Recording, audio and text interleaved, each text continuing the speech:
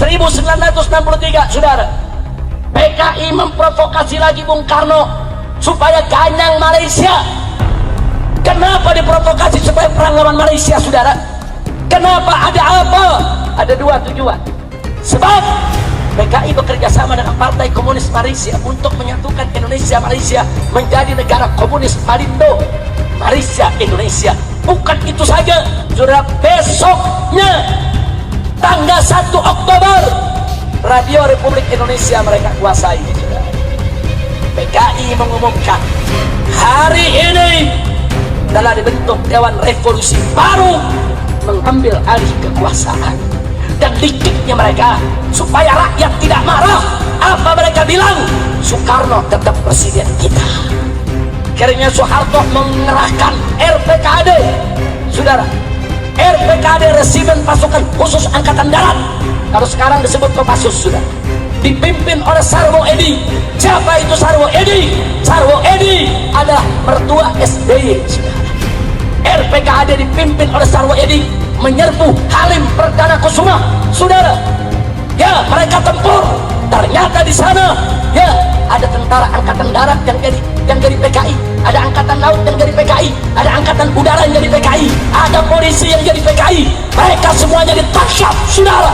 Tentara mereka yang culik daripada para jenderal, mereka yang bunuh, mereka kerja buat PKI. Insya Allah. Berarti saya tanya, kalau gitu dulu tentara disusupi tidak? Tentara disusupi tidak? Dan ketika itu, saudara, ada Letnan Jenderal Soeharto yang diminta oleh kawan-kawannya segera untuk pimpin TNI Angkatan Darat, saudara. Akhirnya Soeharto, saudara, pimpin TNI Angkatan Darat. Dia serbu Radio Republik Indonesia pada tanggal 2 Oktober, saudara. Dia rebut, dia umumkan lagi ke seluruh Indonesia bahwa kudeta PKI gagal. Negara tidak bisa diambil alih oleh PKI. Tentara mengambil alih dan Soekarno tetap sebagai presiden. Subhanallah walhamdulillah wa la ilaha illallah. Masuk tahun 1920, ISDV menggelar kongres di Semarang, Jawa Tengah dan mengganti nama menjadi Perserikatan Komunis di Hindia Belanda yang disingkat PKH, Perserikatan Komunis Hindia Belanda, saudara. Jadi artinya di tahun 1920 dia keluarkan warna aslinya, saudara, bahwa mereka adalah Perserikatan Komunis, Perhimpunan Komunis, Paguyuban Komunis. Kira-kira jelas tidak? Jelas tidak? Lalu siapa yang memimpinnya? Ketika itu ada dua orang Indonesia yang dijadikan pemimpin. Pertama adalah Semaun dari Surabaya, yang kedua adalah Darsono dari kota Solo, saudara. Padahal dua orang ini, maaf Pak Bu ya, sebelumnya ikut Sarekat Islam. Nah, Sarekat Islam pada saat ISDV didirikan kerjasama dengan Sarekat Islam, karena Sarekat Islam kira ini cuma asosiasi buruh, saudara, nggak ada kaitan dengan komunis. Alasan kedua, karena ISDP anti kapitalis, Sarekat Islam juga anti kapitalis, punya musuh bersama, sama-sama anti kapitalis, saudara. Makanya dia gabung.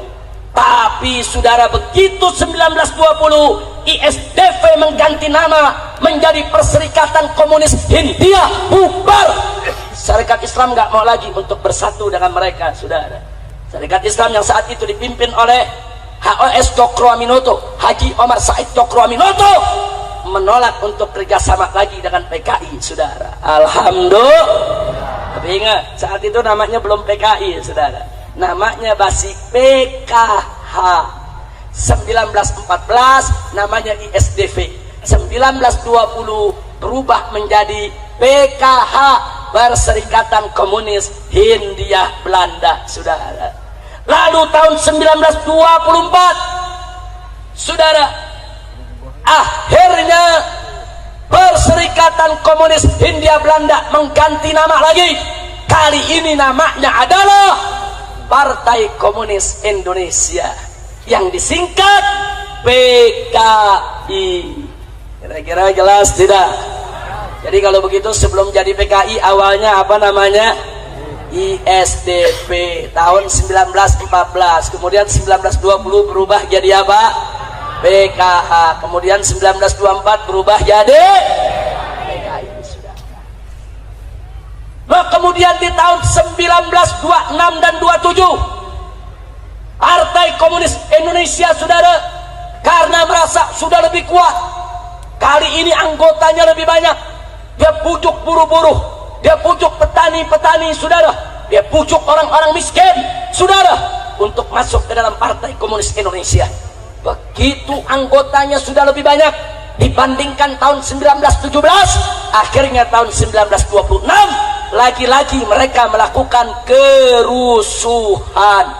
Mereka bakar pabrik, bakar perkebunan, bakar perusahaan, saudara. Mereka lakukan kerusakan di mana-mana.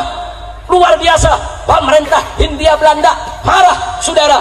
Akhirnya pimpinan PKI ketika itu, saudara, yaitu Semaunnya, kemudian Darsononya, Musonya, Aliminnya, semuanya ditangkap dan semua dibuang ke Moskow, Rusia, saudara. Ya, pimpinan PKI dibuang ke Rusia. Mereka bisa hidup di Rusia.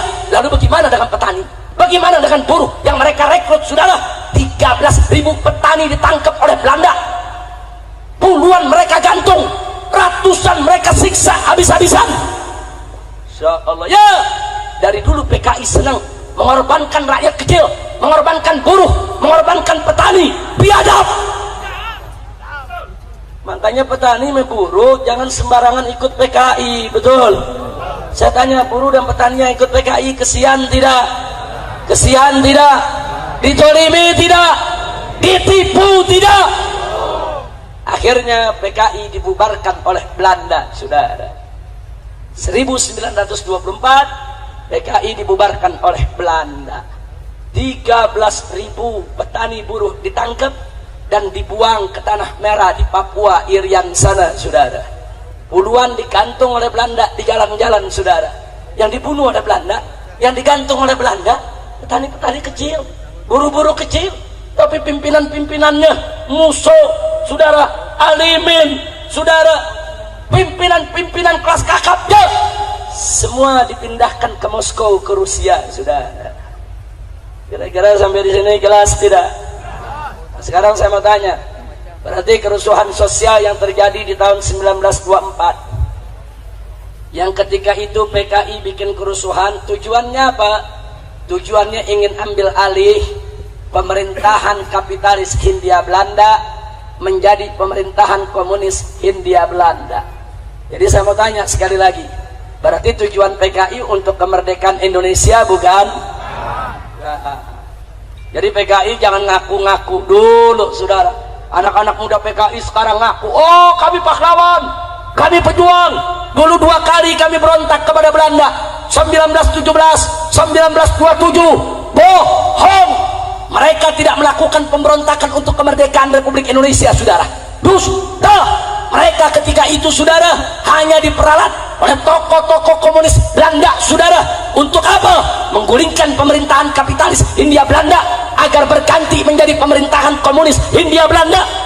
Saudara, buktinya, saudara, di tahun 1924 ketika PKI dideklarasikan, saudara, dulu yang bangun pertama kali yang bernama Henk Snef Lid, yang dipulangkan oleh Belanda ke Belanda, resmi mewakili PKI untuk menghadiri Kongres Komunisme Internasional di Moskow, saudara. Seluruh tokoh komunis Belanda menjadi anggota PKI dan mewakili PKI hadir Kongres Komunis di Jerman, Kongres Komunis di China, Kongres Komunis di Moskow, Uni Soviet, saudara. Ya, PKI telah menjadi jaringan komunis internasional sejak tahun 1924, saudara. Makanya tahun 1927 begitu dia melakukan huru-hara, dibubarkan oleh pemerintah Hindia Belanda, saudara. Kenapa? Sebab pemerintah Hindia Belanda adalah pemerintahan kapitalis yang bekerja sama dengan Amerika Serikat dan tidak mau berkiblat kepada China maupun Uni Soviet, saudara. Kira-kira jelas tidak? Nah, sekarang saya mau tanya sekali lagi, kalau gitu PKI berontak kepada Belanda untuk kemerdekaan Indonesia bukan? Untuk kemerdekaan Indonesia bukan? Kalau begitu petani dan buruh saudara dikorbankan tidak? Kalau begitu PKI jahat tidak? Zalim tidak? Biadab tidak? Takbir! Sallu ala Nabi. Saya berhenti dulu sampai di sini. Kira-kira jelas tidak lahirnya PKI? Jelas lahirnya PKI? Baik, bagian kedua. Bagaimana PKI balik lagi, saudara? Begitu dilarang, musuh dibuang ke Rusia, Alimin dibuang ke Rusia, saudara. Mereka tidak berani untuk balik ke Indonesia karena Belanda masih berkuasa. Begitu kita merdeka, tanggal 17 Agustus 1945, saudara, begitu kita merdeka, siapa yang merumuskan kemerdekaan? Yang merumuskan kemerdekaan adalah tokoh-tokoh Islam dan tokoh-tokoh nasionalis. Tidak ada tokoh PKI, saudara. Tokoh-tokoh Islam, satu, Kiai Haji Wahid Hashim, pimpinan Nahdlatul Ulama. Dua, Kiai Haji Abdul Qahar Mudzakkir, pimpinan Muhammadiyah, saudara. Tiga, Kiai Haji Agus Salim, pimpinan Sarekat Islam, saudara. Dan dari tokoh nasionalisnya ada Bung Karno, Bung Yamin, Bung Hatta. Mereka inilah yang merumuskan kemerdekaan Republik Indonesia. PKI tidak ikut, PKI tidak merumuskan, PKI tidak ikut dalam rapat persiapan untuk kemerdekaan Indonesia, saudara. Tidak. Kenapa? Sebab memang PKI tidak pernah berpikir Indonesia merdeka, saudara. Catat itu baik-baik. Jadi yang berjuang saat itu siapa? NU, Muhammad Serikat Islam bukan? Islam bukan? Mereka yang merumuskan, saudara. Merdekalah kita pada tanggal 17 Agustus 1945. Begitu kita merdeka, tokoh-tokoh PKI dari Moskow pulang, saudara. Pulang ini, musuhnya pulang, aliminnya pulang, rame-rame pulang. Kenapa mereka berani pulang? Karena Belanda udah lari, saudara. Karena Belanda udah nggak ngejajah Indonesia lagi. Kemana mereka waktu Jepang menjajah kita, saudara? Kemana? Kalau memang mereka pejuang kemerdekaan, mestinya saat Jepang datang mereka turun dong. Enggak, mereka enggak turun. Enggak turun lawan Belanda maupun lawan Jepang, saudara. Tapi begitu kita merdeka, mereka balik lagi, saudara. Begitu mereka balik, tanggal 21 Oktober, baru 2 bulan kita merdeka, mereka deklarasikan kembali Partai Komunis Indonesia yang dipimpin oleh musuh. Kira-kira sampai di sini jelas tidak? Jelas tidak? Begitu mereka dirikan PKI, mereka nggak dianggap. Bung Karno nggak nganggap, Bung Hatta nggak nganggap, ormas Islam nggak nganggap, saudara. Akhirnya mereka pakai cara licik. Bagaimana supaya mereka dianggap? Mereka lakukan teror di mana-mana, saudara. Begitu bulan Oktober 45, mereka deklarasikan PKI, tidak disambut oleh bangsa Indonesia, tidak disambut oleh para pendiri Republik Indonesia. Mereka melakukan teror, saudara. Di awal bulan November, saudara, satu, saudara, mereka bergerak di basis mereka. Ketika itu mereka punya banyak pengikut di Tegal, Brebes, Pemalang, Pekalongan. Mereka rebut. Bupatinya mereka tangkap, camatnya mereka tangkap, lurahnya mereka tangkap, kepala polisi di wilayah mereka tangkap. Mereka paksa untuk turun dari jabatan, dan mereka ganti dengan orang-orang PKI, saudara. Dan kalau nggak mau mereka turun, mereka dibunuh, saudara. Makanya, saudara, beberapa bupati mereka bunuh, camat mereka bunuh, kepala-kepala desa mereka bunuh, yang tidak mau turut kepada mereka, saudara. Akhirnya mereka rebut, saudara, Keresidenan Pekalongan, meliputi Tegal, Brebes, Pemalang, dan mereka serbu Cirebon. Tentara ditangkepi, tentara dilucuti, Cirebon bupatinya ditangkap, saudara. Bukan itu saja, mereka juga masuk ke daerah Banten, saudara. Di Banten ada geng Cek Mama, tokoh PKI Banten. mereka culik Bupati Lebak, saudara, yaitu Raden Hardiwinangun. Mereka bunuh di Jembatan Serang, saudara. Enggak sampai di situ, mereka bergerak di Tangerang, mereka culik tokoh nasional Otto Iskandar Dinata. Mereka tangkap, mereka sembelih, mereka bunuh karena tidak setuju dengan PKI. Insya Allah. Jadi supaya anda tahu, saudara, kenapa mereka lakukan itu? Karena mereka punya basisnya buruh dan petani, saudara. Di mana mereka punya basis, mereka bunuh yang nggak mau tunduk kepada mereka.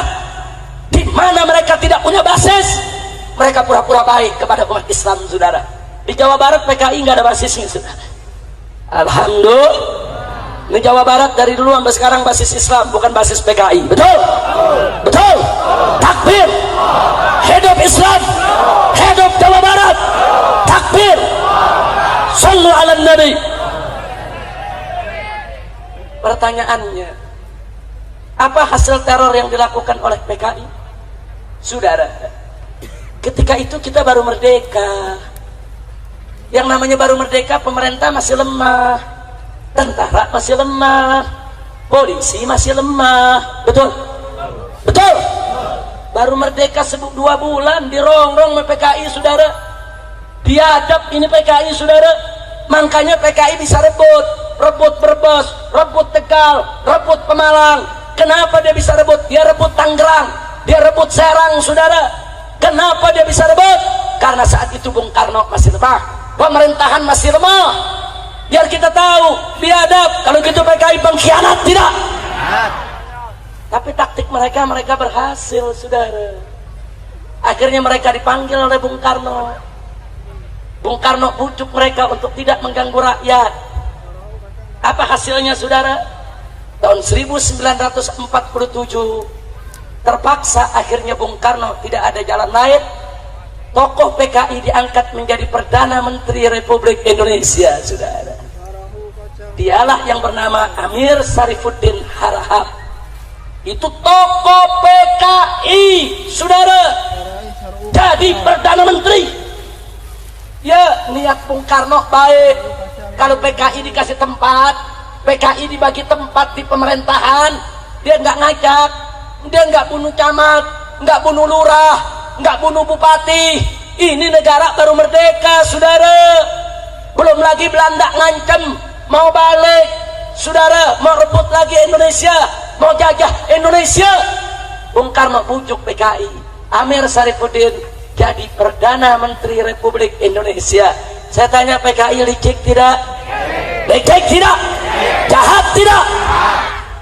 Sekarang mari kita lihat, lalu bagaimana begitu jadi Perdana Menteri? Begitu Amir Syarifuddin menjadi Perdana Menteri, dia tokoh PKI, saudara. Semua orang PKI dimasukkan ke dalam lini-lini pemerintahan. PKI dimasukkan ke tentara, PKI dimasukkan ke polisi, PKI dimasukkan ke bagian pegawai negeri sipil. PKI diangkat dari camat, diangkat dari bupati, di mana-mana PKI menjadi pejabat. Ya, saudara, tentara semua angkatan darat disusupi PKI, angkatan udara disusupi PKI, angkatan laut disusupi PKI, kepolisian disusupi PKI. Kok bisa orang Perdana Menterinya PKI, saudara? Insya Allah, bahaya tidak? PKI menguasai, saudara. Masumi protes, ulama protes, kiai protes, datang ke Bung Karno supaya Amir Syarifuddin diberhentikan dari Perdana Menteri. Ini berbahaya. Semua pejabat diganti dengan PKI. Tapi ketika itu Bung Karno tidak punya alasan. Apa alasannya mau berhenti? Subhanallah, alasan itu datang setahun kemudian.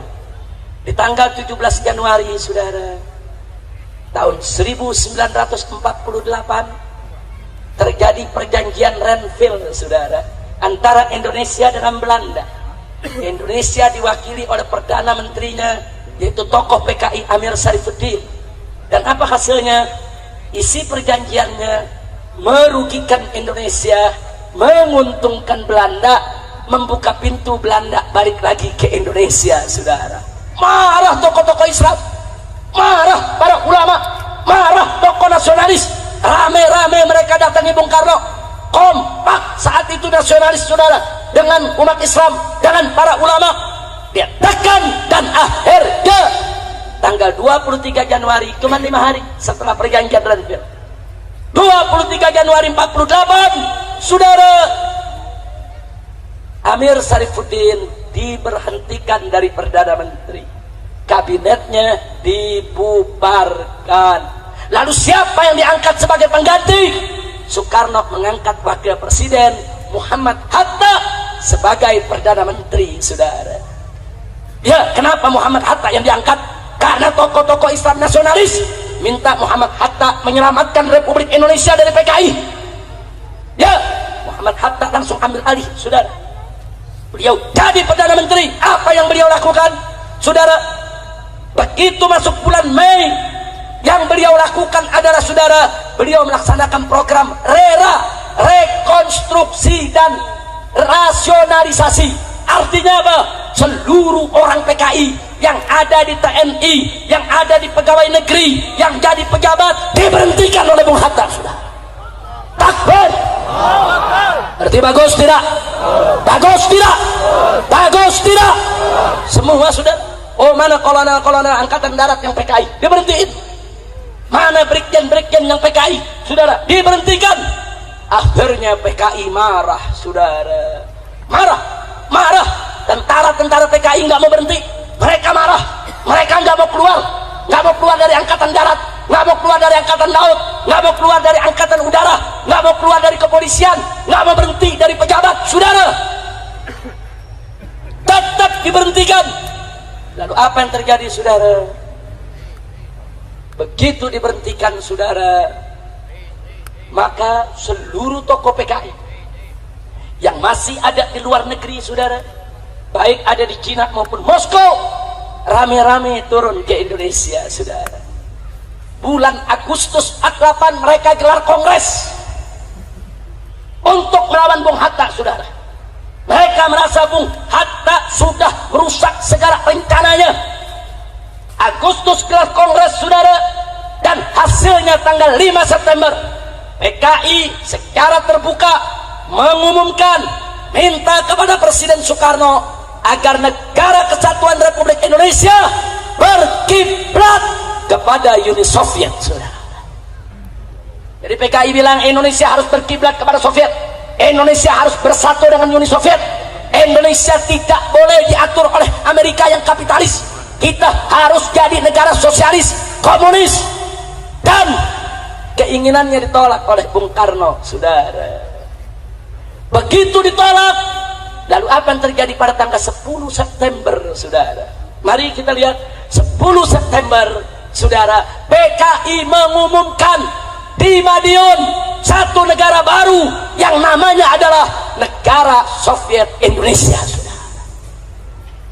Ditulis Negara Republik Soviet Indonesia. Dia deklarasikan, saudara, presidennya Musuh, wakil presidennya Amir Syarifuddin, mantan Perdana Menteri Republik Indonesia, saudara. Dia umumkan. Setelah itu diberikan peringatan oleh Bung Karno, bubar, stop, nggak boleh ada negara dalam negara, saudara. Nggak, mereka nggak mau tahu, saudara. Lalu setelah itu apa yang terjadi? Mari kita lihat, saudara. Begitu mereka umumkan Negara Republik Soviet Indonesia, ulama-ulama di Madiun, pimpinan pondok pesantren di Magetan, di mana-mana yang tidak mau mengakui Negara Republik Soviet Indonesia, mereka serbu, mereka bunuh, saudara. Pesantren-pesantren mereka bakar, kiai-kiai mereka bunuh, saudara. Itu terjadi dari tanggal 10 September. Gubernur Jawa Timur mereka culik, mereka bunuh, saudara. Kepala Rumah Sakit Solo mereka culik, mereka bunuh. Kepala Kepolisian Madiun mereka culik, mereka sembelih, mereka bunuh, saudara. Itu terjadi dari tanggal 10 September, 11, 12, 13. Puncaknya, saudara, tanggal 17 September seorang ulama besar, Nahdlatul Ulama, Kiai Haji Sulaiman Suhdi Afandi, ditangkap dengan 108 santri dan ustadz, saudara. Mereka diseret, saudara, ke sebuah sumur di desa Koto, Kabupaten Magetan, disembelih satu-satu. 108 tokoh Islam dimasukkan ke dalam lubang sumur, dibunuh, saudara. Saya bertanya, biadab tidak? Biadab tidak? Dari situ mereka rebut satu persatu, saudara. 18 September, saudara, mereka rebut Madiun, mereka rebut Ponorogo, Pacitan, Rembang, Cepu, Purwodadi, Sukorejo, saudara, Magetan, semua kota-kota di Jawa Tengah direbut oleh mereka. Pertanyaannya, kenapa mereka bisa merebut? Mereka punya senjata, ada militer jadi PKI, saudara. Ada angkatan darat jadi PKI, ada angkatan laut jadi PKI, ada angkatan udara jadi PKI, ada polisi jadi PKI. Mereka punya senjata, mereka nggak mau berhenti dengan senjata mereka, saudara. Mereka rebut semua kota yang ada di Jawa Tengah. Ya Allah, biadab tidak? Biadab tidak? Sampai di situ, saudara. Sepanjang 18 September sampai 21 September mereka bikin 2 ladang pembantaian. Satu di pabrik gula Gorang-Gareng, saudara, yaitu di Magetan. 2 di pabrik gula Alas Tua, saudara. Itu ratusan masyarakat mereka tarik, orang NU, Banser, Masumi, saudara, semua mereka tarik, mereka culik, dimasukkan dalam pabrik gula Gorang-Gareng. Mereka sembelih satu-satu, saudara. Saking banyaknya yang mereka bunuh, saking banyaknya yang mereka potong, itu banjir darah di dalam pabrik gula Gorang-Gareng. Itu tinggi darah lewat mata kaki, saudara. Biadab. Jangan bilang PKI pahlawan dulu, saudara. Kita punya datanya, kita punya faktanya, saudara. Dan masih ada saksi hidup, saudara, yang ngalami yaitu peristiwa tersebut. Kita punya foto-fotonya, saudara. Biadab. Dan mereka bikin 7 sumur yang mereka sebut sebagai sumur neraka, saudara. Setiap sumur ratusan mayat mereka jeburkan ke sana. Mayat bupati, mayat camat, mayat kepala kepolisian, mayat kiai, mayat santri, mayat pimpinan partai Islam, saudara, mayat Banser, semua mereka jeburkan dalam 7 sumur. Satu sumur, saudara, ada yang 200 kerangka mayat, ada yang 300 kerangka mayat, saudara. Biadab. Dan 7 sumur ada di Kabupaten Magetan. Tadinya itu nggak terungkap, saudara. Itu peristiwa terjadi tahun 48, nggak ada yang tahu. Keluarga pada nyari, keluarga bupati nyari, mana suami saya? Suami saya jadi bupati diculik oleh PKI, di mana dia? Santri-santri pada nyari, termasuk Kiai Haji Sulaiman Suhdi, pimpinan pondok pesantren. Saudara, pesantrennya dibakar, kiainya kemana? Semua santri nyari, saudara. Baru tahun 1950 beberapa orang-orang PKI yang ditangkap, akhirnya mereka insaf. Dan mereka yang nunjuki itu tempat, saudara. Mereka tunjuki di sana sumurnya, di sana sumurnya. Karena sumur itu habis mereka masukkan mayat, mereka tutup, saudara. Sumur tersebut mereka tutup. Jadi orang nggak tahu kalau di situ ada sumur, saudara. Nah, baru bulan Januari tahun 1950 ribuan masyarakat Magetan, Madiun, Pacitan rame-rame turun ke sumur-sumur tadi, saudara. Mereka gali, mereka temukan ribuan mayat dari 7 kubur. Dan diidentifikasi, ketemu, oh ini Bupati Blora, oh yang ini Bupati Magetan, ketemu satu-satu, oh ini yang Kiai Sulaiman Suhdinya, saudara. Mereka sembelih semuanya, mereka masukkan dalam sumur. Saya tanya, biadab tidak? Biadab tidak? Takbir. Tapi alhamdulillah, ketika itu Bapak Panglima Besar Jenderal Sudirman, saudara, begitu Madiun dan semua kota di bulan September dikuasai oleh PKI, Tentara Republik Indonesia turun ke Madiun, saudara. Dari Jawa Barat, Siliwangi turun, dari Jawa Timur, saudara, turun untuk mengepung PKI di Jawa Tengah, saudara. Ketika itu tentara nasional dari Siliwangi ribuan turun, saudara. Begitu juga dari Jawa Timur yang dipimpin oleh Kolonel Gatot Subroto, saudara. Atas perintah Panglima Besar Jenderal Sudirman, perang, saudara. 12 hari 12 malam tempur di kota Madiun, saudara. Dan akhirnya tanggal 30 September seluruh kota Madiun berhasil diambil alih oleh pemerintah pusat melalui TNI Angkatan Darat yang pro pemerintah, bukan pro PKI, saudara. Takbir. Takbir. Lalu PKI keluar dari Madiun, oh mereka marah. Lalu apa yang mereka lakukan, saudara? 30 September mereka keluar, tanggal 4 Oktobernya, saudara, seluruh tawanan mereka bunuh, saudara. Ribuan tawanan yang mereka tawan dari Madiun, Magetan, Pacet, Wonorogo, Wonogiri, Ponorogo, saudara, Sukorejo, Surakarta, semua yang mereka tawan mereka bunuh karena mereka marah kepada TNI. Kenapa mereka kalah? Dibunuh. Mereka terus didesak, saudara. Baru akhir November seluruh Jawa berhasil dikuasai, PKI berhasil dikalahkan, saudara. Alhamdulillah. Saya mau tanya, kalau begitu PKI pejuang atau pengkhianat? Pejuang atau pecundang? Pejuang atau pengkhianat? Pejuang atau penjahat? Selesai bulan November 48, PKI diatasi. Masuk bulan Desember, Belanda datang, saudara. Agresi militer kedua. Jadi kita dirondong oleh PKI, bukan PKI pejuang. Dia merongrong Republik. Hampir kita kalah dari Belanda. Hampir kita jatuh lagi ke Belanda, saudara. November PKI dikalahkan, saudara. Desember Belanda datang lagi ke Indonesia untuk menjajah Republik ini, saudara. Ya, PKI biadab, PKI tolim, PKI penjahat. Maka itu saya mau tanya sekali lagi, kalau gitu PKI bahaya tidak? Bahaya tidak? Layak dibubarkan tidak? Takbir. Akhirnya bulan Oktober Musso ketangkap, Amir Syarifuddin ketangkap dan dieksekusi mati, saudara. Tapi saudara, Soekarno terlalu penuh belas kasih. Soekarno tetap tidak mau bubarkan PKI, saudara. Semua tokoh minta kepada Bung Karno keluarkan dekret bubarkan PKI. Dia sudah membunuh ribuan orang, membunuh pejabat, membunuh jenderal, membunuh tentara, membunuh kiai, membunuh santri. Saya tanya, patut tidak dibubarkan?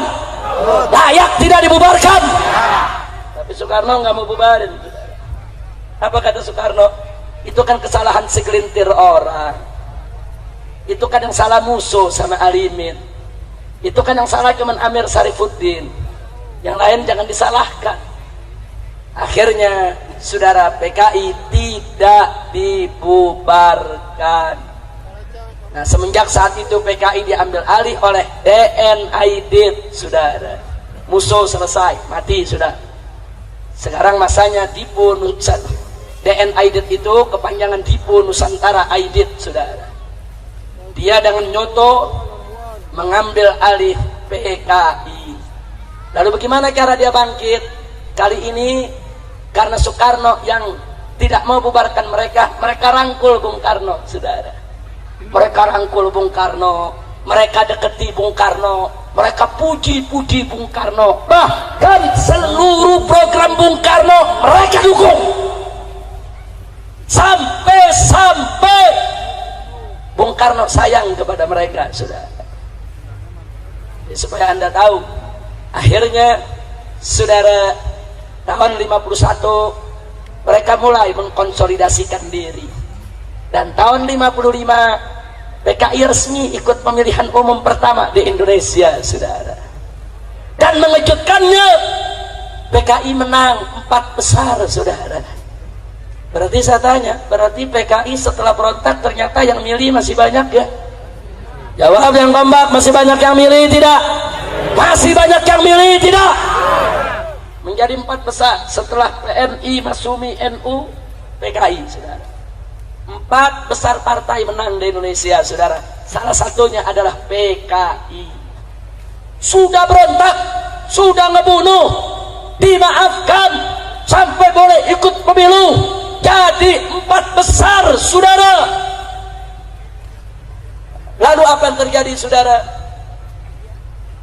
Begitu menang pemilu dan Soekarno makin dekat dengan PKI, PKI makin disayang oleh Bung Karno, saudara. Walaupun Bung Karno bukan PKI, saudara, tapi Bung Karno disayang oleh PKI dan sayang kepada PKI, saudara. Akhirnya ulama-ulama marah. Di bulan September tahun 1957 digelar Kongres Ulama se-Indonesia di Palembang, Sumatera Selatan, saudara. Putusan para ulama se-Indonesia dalam pertemuan Kongres Palembang, saudara, adalah meminta kepada Presiden Soekarno untuk mengeluarkan dekret pelarangan paham komunis dan pembubaran partai PKI, saudara. Ini ulama udah kompak, dari NU-nya, dari semuanya, saudara, kumpul. Ini ulamanya, ini bukan organisasi yang kumpul, ulama. Lalu bagaimana sikap Bung Karno? Bung Karno menolak, saudara. Bung Karno tidak mau membubarkan PKI. Lalu apa yang terjadi setelah itu, saudara? Ya, karena Bung Karno tidak mau bubarkan PKI, akhirnya ada segelintir tokoh Islam bersama tentara-tentara nasionalis di Sumatera. Mereka marah kepada Bung Karno, saudara. Mereka koreksi pemerintahan Soekarno, mereka berontak, mereka dirikan PRRI, Pemerintahan Revolusioner Republik Indonesia. Sebetulnya PRRI itu, saudara, itu pemberontakan tujuannya untuk lawan PKI, untuk menjauhkan Bung Karno dari PKI, untuk menyelamatkan Indonesia dari PKI.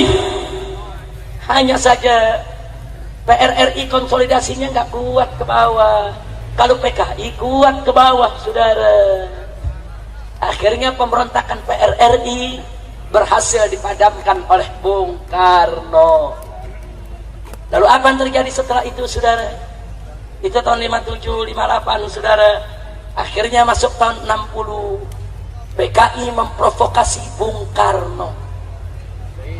Bung Karno punya ide, kalau Indonesia mau damai, kalau Indonesia mau jaya, nasional, agama, dan komunis harus bersatu. Jadilah politik Nasakom, saudara. Dia keluarkan Nasakom. Ya, ketika itu NU ikut mendukung Nasakom, PNI mendukung Nasakom, PKI nomor 1 dukung Nasakom. Masumi tidak mendukung, saudara. Karena Masumi tidak mendukung, di tahun itu juga Masumi dibubarkan oleh Bung Karno, saudara. Masumi itu partai Islam terbesar saat itu, saudara. Partai Islam terbesar, Majelis Syuro Muslimin Indonesia, saudara, dibubarkan. Kemudian di tahun 1963, saudara, PKI memprovokasi lagi Bung Karno supaya ganyang Malaysia. Kenapa diprovokasi supaya perang lawan Malaysia, saudara? Kenapa? Ada apa? Ada dua tujuan. Sebab PKI bekerja sama dengan Partai Komunis Malaysia untuk menyatukan Indonesia Malaysia menjadi negara komunis Malindo, Malaysia Indonesia. Bukan itu saja, PKI sudah hitung kalau Indonesia perang lawan Malaysia, tentaranya kurang.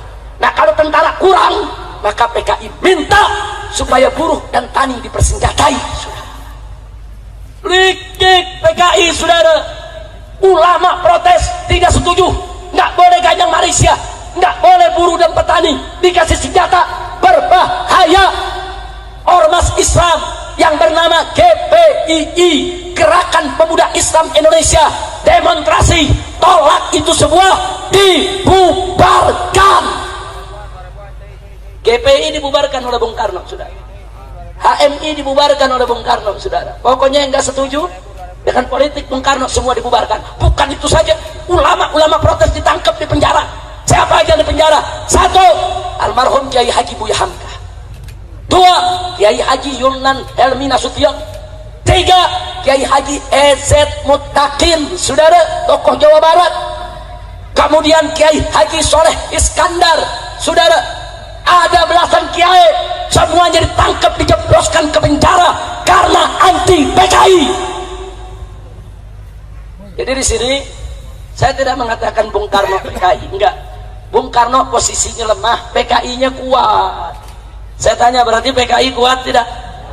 Jujur, PKI berarti kuat tidak? PKI minta Bung Karno bubarin Masumi, dibubarin. PKI minta Bung Karno bubarin GPI, dibubarin. PKI minta Bung Karno perang lawan Malaysia, perang. PKI minta kepada Bung Karno, saudara, untuk minta apa lagi dengan Bung Karno? Yaitu minta kepada Bung Karno, saudara, supaya kiai-kiai ulama-ulama yang anti politik Nasakom ditangkap semua saudara. Berarti saya mau tanya, berarti PKI kuat tidak? Kuat tidak? PKI kuat saat itu saudara. Udah saat kekuatan PKI saudara. Biar anda tahu, akhirnya saudara, bulan Juli tahun 1965 secara resmi Bung Karno mengizinkan saudara dibentuknya angkatan kelima, buruh dan tani diberikan senjata saudara. Begitu diizinkan saudara, maka PKI saudara mendatangkan 2000 kadernya, 2000 kadernya dibawa ke Jakarta, dikumpulkan di lapangan Halim Perdana Kusuma untuk dilatih perang saudara.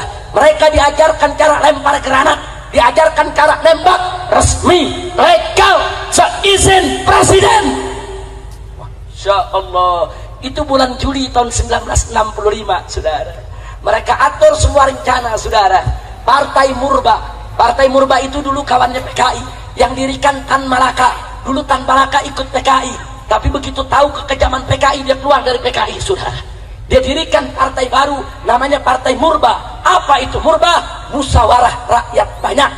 Partai Murba memberitahu kepada Bung Karno, awas PKI mau kudeta. Oh, PKI marah, minta kepada Bung Karno, bubarkan Partai Murba. Dibubarkan. Masya Allah, saya tanya kalau gitu PKI kuat tidak? Jujur, kuat tidak? Kuat tidak? Tibalah bagian akhir saudara, tanggal 30 September. Tentara-tentara Angkatan Darat sudah gerah saudara. Gerah dengan PKI, jenderal-jenderal gerah. Kenapa jenderal-jenderal gerah? Karena banyak kolonel direkrut PKI, karena banyak prajurit direkrut PKI saudara. Ini jenderal semua gerah. PKI tahu kalau jenderal-jenderal ini gerah, bagi PKI ini ancaman. Akhirnya tanggal 30 September pagi, Gerwani Gerakan Wanita Indonesia milik PKI dan Pemuda Rakyat milik PKI demo besar-besaran di Jakarta. Puluhan ribu orang demonstrasi 30 September pagi saudara. Malamnya mereka culik 7 jenderal kita saudara. Mereka culik, mereka bawa ke lubang buaya, semuanya mereka bunuh dan mereka masukkan ke dalam lubang buaya saudara. Ada Jenderal Ahmad Yani, kemudian MT Haryono saudara, kemudian masih banyak lagi jenderal-jenderal yang lainnya. Yang selamat saat itu tidak terbunuh adalah Jenderal Abdul Haris Nasution saudara, tapi sungguh pun beliau tidak terbunuh. Pengawalnya terbunuh, Kapten Pir Tendea. Putrinya yang baru berusia 5 tahun tetap ditembak oleh PKI. Anak kecil, perempuan baru usia 5 tahun ditembak saudara, luka parah. Beberapa hari kemudian anak tersebut mati. Itulah Ade Irma Nasution saudara. Saya tanya sekali lagi, biadab tidak? Biadab tidak? Biadab tidak? Oh, nggak sampai di situ. Di Yogyakarta Brigjen Katamso mereka tangkap, mereka bunuh saudara. Kolonel Sujono saudara, di Yogyakarta juga mereka bunuh. Bahkan ada polisi, ajudan inspektur polisi Karasat Switubun yang menjaga rumah Wakil Perdana Menteri bersebelahan dengan rumah Jenderal Ahmad Abdul Haris Nasution, juga mereka tembak malam itu saudara. Begitu selesai mereka bunuh saudara, besoknya tanggal 1 Oktober Radio Republik Indonesia mereka kuasai saudara. PKI mengumumkan hari ini telah dibentuk Dewan Revolusi baru mengambil alih kekuasaan.